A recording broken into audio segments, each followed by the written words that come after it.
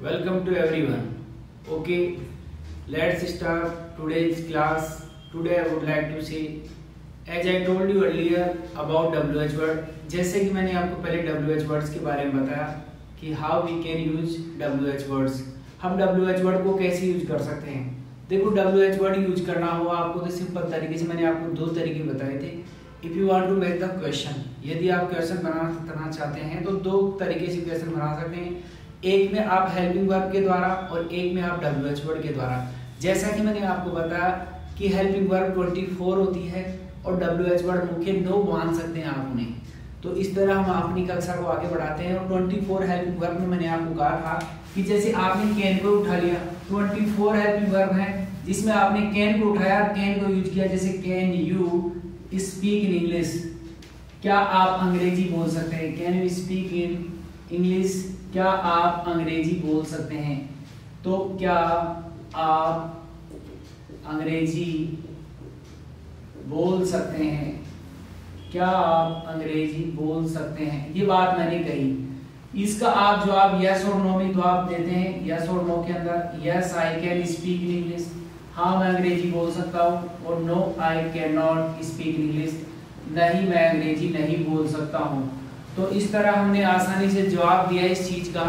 और इसमें जवाब देते हुए ने बात की, क्या बात की आसानी से कि यदि आप WH वर्ड से बनाना चाहते हैं तो WH वर्ड से भी आप बना सकते हैं. What can you speak, आप क्या बोल सकते हैं. What can you speak, आप क्या बोल सकते हैं.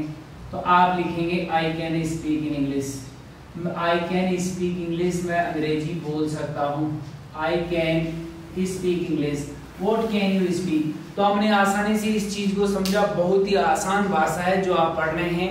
This is the very easy language which you are learning. जो आप सीख रहे हैं, you can learn this language.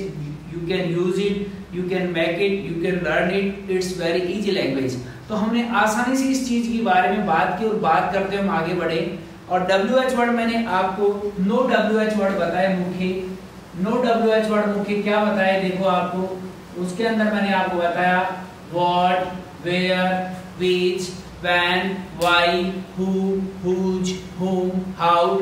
ये सारे WH वर्ड मैंने आपके सामने रखे.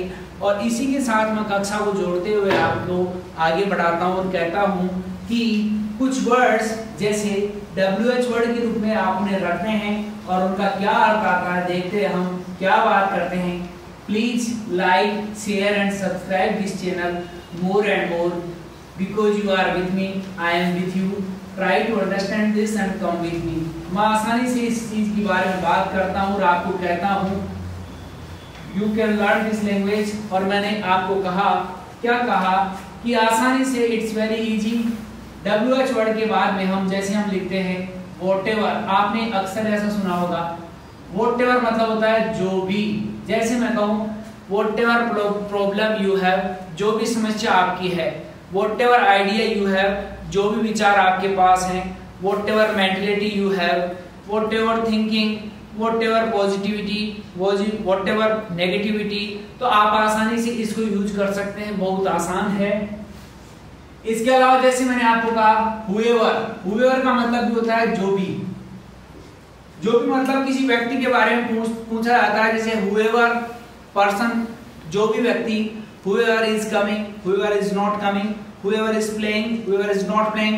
जो भी खेल रहा है, जो भी नहीं खेल रहा है. whoever is asking question, whoever is not asking question.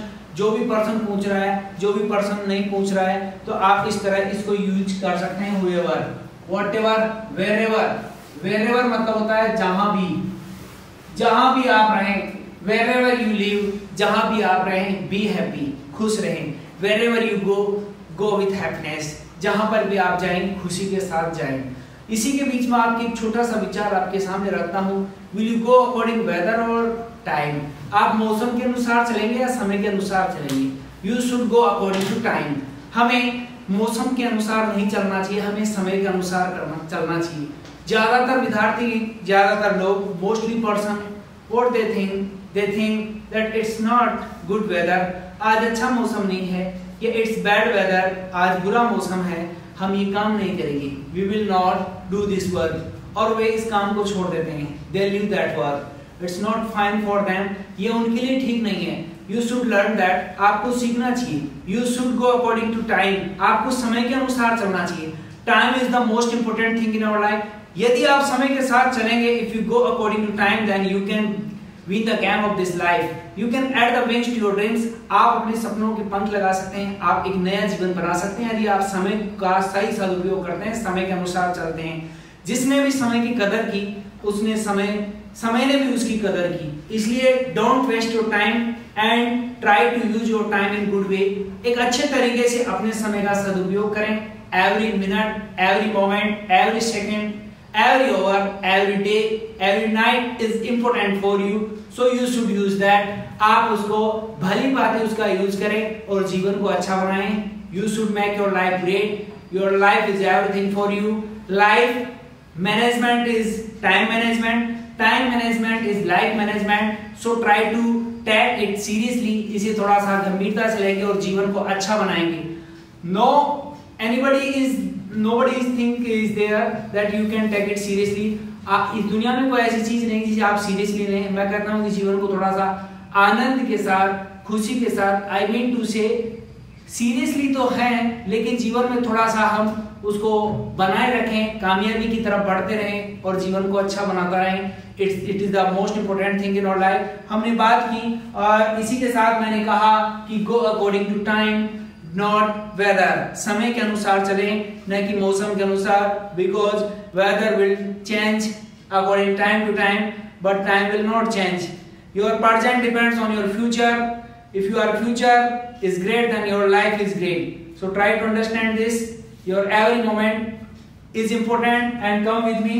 जैसे हम आगे बात करें, विचेवर मतलब होता है जो भी, यानी किसी वस्तु के लिए हम कह सकते हैं whichever thing is, whichever problem, whichever idea, इस तरह हम इसके सामने रख सकते हैं। और whenever मतलब होता है जब कभी, whenever मतलब होता है जब कभी, whenever you come here, जब कभी भी तुम यहाँ आते हो, I get happy, whenever I see you, जब कभी मैं तुम्हें देखता हूँ, I get happy, मैं खुश हो जाता हूँ, whenever I see you, I get nervous, मैं उदास हो जाता हूँ, whenever I pass from this way, जब कभी मैं इस रास्ते से गुजरता हूँ, I miss my college days, मैं अपने कॉलेज के दिनों को याद करता हूँ।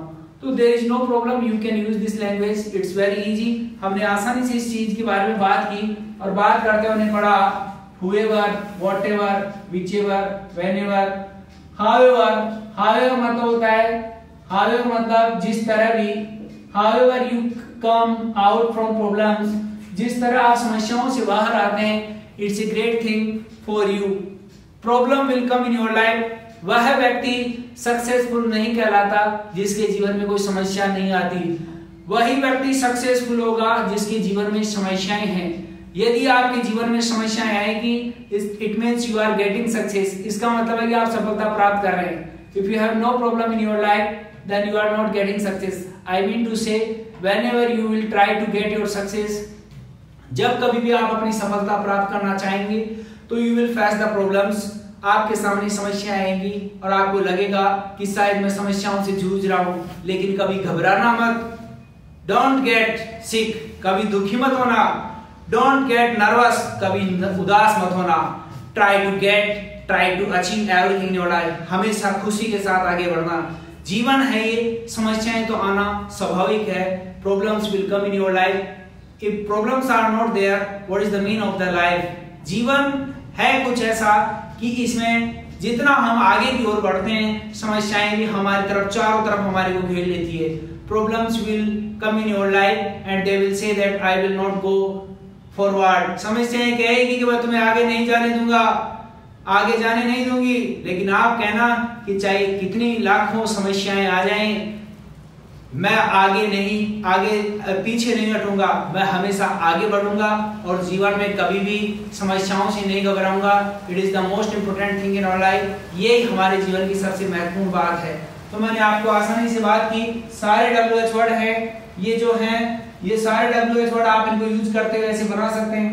whenever, whatever, whoever, whichever, wherever, जो भी है आप इनको यूज करते हुए सेंटेंस बना सकते हैं। हम बनाएंगे sentence, but it will take time, थोड़ा समय लगेगा। धीरे धीरे हम सब कुछ बातें आपके सामने रखेंगे। आगे और motivational videos Hindi, complete Hindi के अंदर भी, कंप्लीट इंग्लिश के अंदर भी आपके सामने रखे जाएंगे, but it will take time, थोड़ा समय लगेगा। और इसी के साथ मैं आपको कुछ वर्ड्स दे देता हूँ डेली। आप कुछ वर्ड्स, कुछ वर्ड्स, कुछ नए वर्ड्स जोड़ने चाहिए आपको, to try to understand this and make yourself perfect. हमने आसानी से बात की और अब आगे बढ़े, और हमने बात की अर्न मींस होता है कमाना, अर्न EARN, कमाना, और इसमें केवल आपको जोड़ना है ed जोड़ना है। ये 5 वर्ब्स हैं या 4, जितनी भी आप वर्ब लिख सकते हैं। एजुकेट, शिक्षित होना, और एजुकेटेड, और एम्ब्रेस, और एम्ब्रेस मतलब गले लगाना। इसमें आप डी जोड़ेंगे और डी जोड़ेंगे। और भी वर्ड्स हैं आपके सामने, जैसे एनहांस, एनहांस मतलब होता है आगे बढ़ाना, आगे बढ़ाना। इसमें भी आप डी जोड़ देंगे। और आगे भी हम लिख सकते हैं जैसे इजेक्ट, मना करना, डी जोड़ देंगे ईडी इसके अंदर। It's very important, you can learn this language: earn, educate, embrace, enhance and eject. These verbs are very important. Learn it, write it, use it and make yourself perfect. We'll meet again. Have a nice day.